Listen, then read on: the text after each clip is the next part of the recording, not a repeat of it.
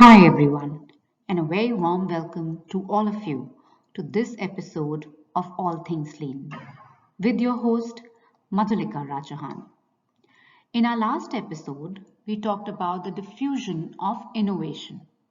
In today's episode, we will talk about useful, usable, and used, and why they matter to designers.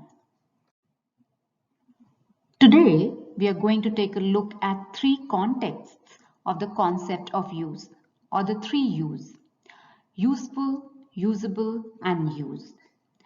The first two terms, useful and usable, are branded around a lot of terms in user experience and design, while the third term, used, barely gets a mention.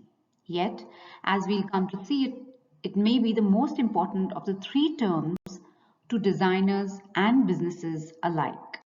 A product which is useful is one that allows the user to accomplish a task or objective. While in many contexts, these tasks or objectives are explicit and measurable, and in other contexts, they may not be. For example, a word processing package such as Microsoft Word or Writer in LibreOffice will enable the production of written documents. These may be letters, reports, whole books, etc. But the task is explicit and the outcome measurable. Can I write a letter using the tool? Yes, of course we can. This is true for anyone who wants to use a word processing package. On the other hand, a piece of art may be useful to one person as a way of brightening up their workspace, for example, but may not be useful to another.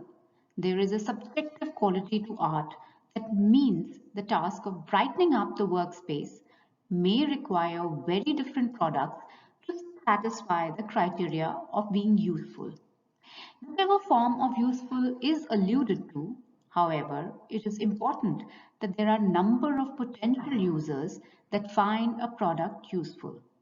From a commercial perspective, this must be at least enough users to make the product profitable. Something which is not useful is unlikely to be accepted by any user. Usable refers to the usability of a given product. It is more than useful, it examines the way that the product will be used and whether it enables the user to do so in a pleasurable, simple, or as simple as possible and effective manner. David McClellan, in this article in Darwin Magazine, talking usability offline, says usability is about human behavior.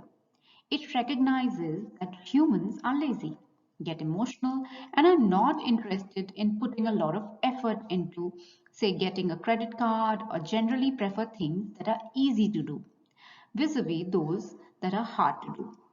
Many useful products fail to be usable. Think of a door with a handle from the outside with the instruction push only on it. A door is definitely a useful product. It keeps inside and outside separate. It allows for the efficient use of air conditioning and heating. It provides a noise breaker between environments, and so on. But how usable is a door that needs instructions? Really, there are only two states of using a door: pushing it or pulling it.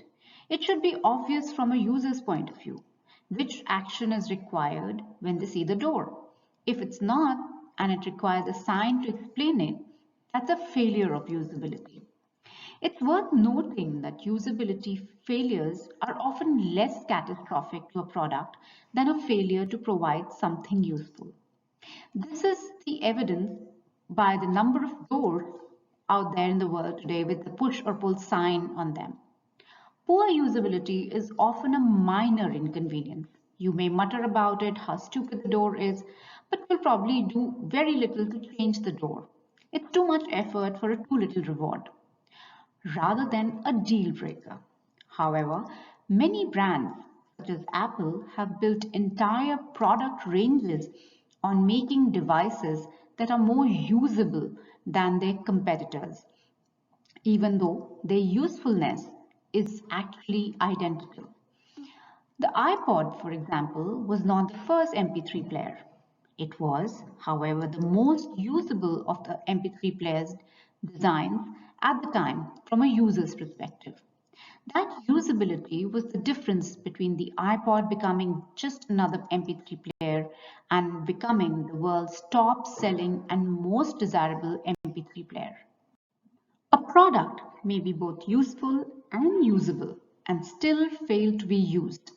The ultimate aim of a design is not to be useful or usable, but for users to use that design. Without users, a product is a failure, and it doesn't matter how great the design was, it is still a failure.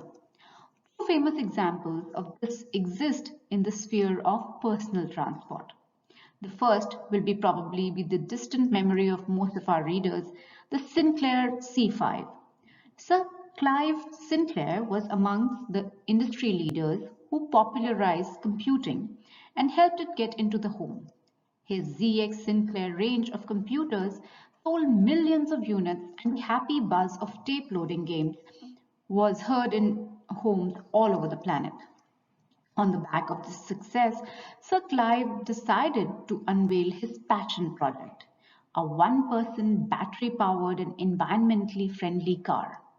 Though it was called an assisted pedal cycle in marketing literature, millions of pounds were invested in the C5 and its launch. It was both useful and usable, but sadly, the public hated it. Nobody would use a C5. It was universally mocked on British television and media. As a result, the product sold only 5,000 units from an initial production run of 14,000 before the company went into receivership. The second was rather more recent. The Segway, a personal vehicle which allows users to go anywhere, pretty much, on two wheels, was unveiled in 2001 and launched in 2002. Its inventor, Dean Kamen, predicted it would sell millions of units and become adopted everywhere. In reality, it sold fewer than 30,000 units in the 6 years following its release. The company has been sold and resold multiple times since it was launched. And while Segway has achieved some minor niche success, the ugly truth for Segway is that people don't use the vehicles. Why did these two useful and usable products fail to get used? Well, in the case of Sinclair C5, the product failed to meet a defined need. Today, as the BBC argued recently that the Sinclair C5 might have been very popular as the public have become very environmentally aware, but lack at the time of C5's launch. Environmental issues simply weren't a pressing concern. In the case of Segway, Wired magazine says, well, that didn't work. The Segway is a technological marvel. Too bad it doesn't make any sense. The company failed to ensure the product would be legal to use at the time of release. And in many places, it wasn't, and still isn't legal to use them in public places. Early adopters also reported being mocked for being used segways, and slurs about body image certainly won't help us sell units. A product must be used if it is to be considered a success. You can deliver a useful and usable product, and it is still possible that users won't want to use it. So a takeaway from this session on 3Us would be that a product must be useful if it is to be used. If it achieves no purpose, it has no point, and that means it is never going to be successful. A product should be usable to increase the chances of use. The more usable a product is, the more enjoyable it will be, and the easier it will be to persuade others to use it. However, neither usability nor usefulness guarantees that a design will be used. There are other considerations outside of usability and usefulness that will impact the market adoption of a product. With this, we come to an end to this episode of All Things Lean. Don't forget to like and subscribe and comment in the comment section on what you'd like to hear more. Until next time, this is your host, Madhulika Rajahan, signing off. Have a wonderful day ahead.